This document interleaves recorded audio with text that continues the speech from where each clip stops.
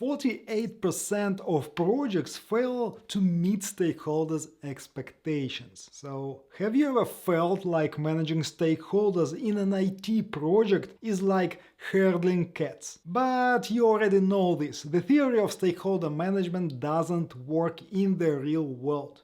And that's because you are missing a proper interaction model with stakeholders on the project. In this video, I'll explain this missing stakeholder interaction model, how any project manager can implement it, and many common mistakes to avoid. As a result, you can finish your project successfully, meeting and exceeding expectations. But first, we need to assess your current level of stakeholder management mastery. It's critical. You must understand what's the role of project stakeholders in the real world. There are 4 levels of stakeholder management mastery. For example, when I just became a project manager, there were no stakeholders. At least they didn't exist for me. I have a small team and a client, and this is basically level 0 of stakeholder management. Next, I learned a bit of theory. I started to notice other people who try to interact with my project team and what I do. So this is the stakeholder awareness level. That usually leads to the next level, where you identify and analyze stakeholders using fancy theoretical processes, and I call it the PMP level. However, at this level, project managers often get into trouble because of these theoretical concepts. They assume that all stakeholders are here to help you with your project. We are one team, aren't we? It's so easy to forget that stakeholders are still human beings. Therefore, all project managers quickly move up to the engagement level. At this level, you must understand 3 critical things about stakeholders. All stakeholders provide requirements for the project. All stakeholders have their own agenda. And stakeholders owe you nothing. It's your responsibility to find and motivate them to help you. But this level also creates some critical flaws in the PMP style stakeholder management approach. Therefore, many project managers fall into the trap of the wrong interaction model. Therefore, the wrong interaction model looks like this. There are project owners and a project manager. And the project manager expects definitive requirements from project owners. Therefore, everyone expects that the project manager has technical skills. He must take the requirements, comprehend them, and then create tasks for the whole team. With this approach, you only have internal stakeholders who control the project. Therefore, the project manager should send them progress reports. However, here's the problem. This means that project owners must also have advanced business analysis skills, which is hard to find in executives or CEOs of small or even big companies. But again, clients are always right. So to compensate, you need a project manager with business analysis skills and technical background. This is precisely what you see in companies with a low project management culture. And even if you get a superstar project manager here, it won't work because they will become a bottleneck. And on top of that, it will be an exercise in micromanagement because you have nothing to engage your team with. Therefore, this model doesn't work. To finish projects successfully and to become a professional project manager, you must adopt the correct interaction model. But can an entry-level project manager use this advanced model, or is it limited to senior-level experts only? And you will be surprised how easy it is. Okay, all the groups are the same.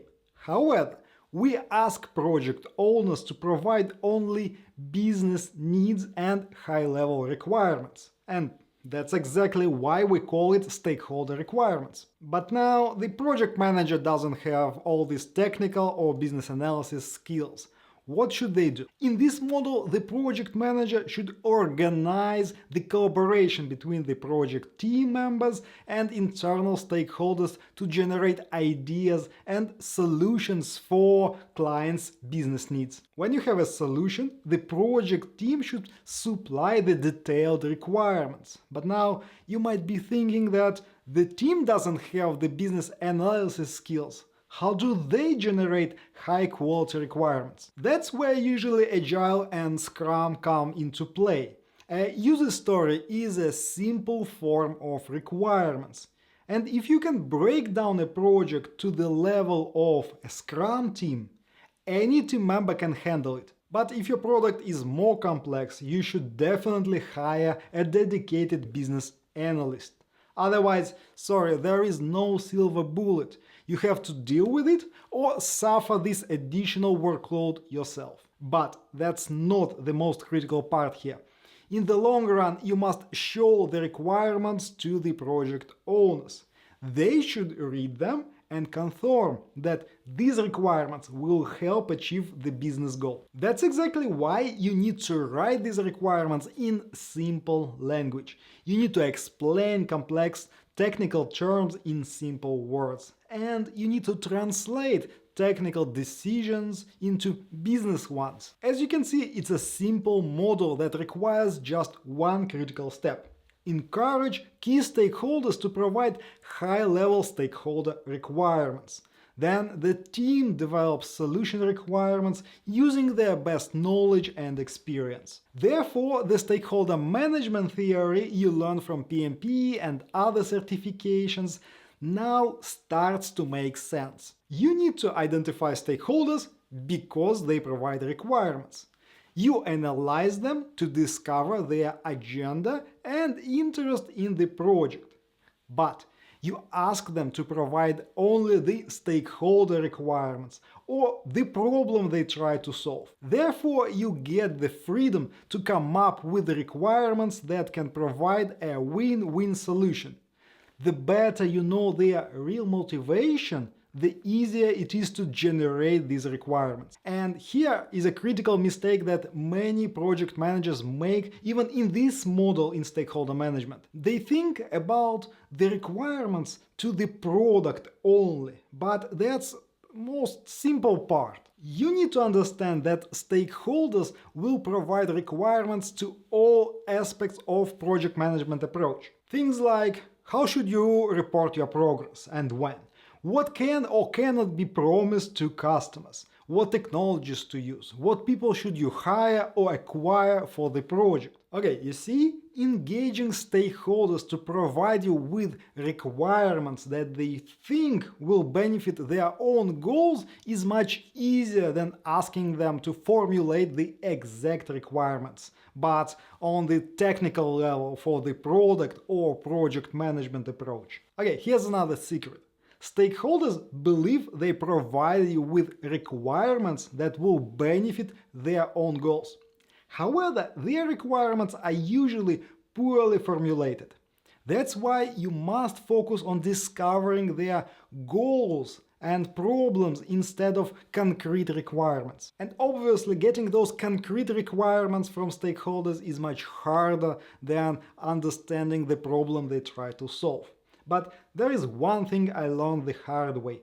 All these requirements should be documented in a written form. Therefore, I developed the whole approach of converting a business need all the way into user stories. That's why I recommend that you watch this video next. You'll learn how it all ties together. Click the video now and I'll talk to you there. Bye bye.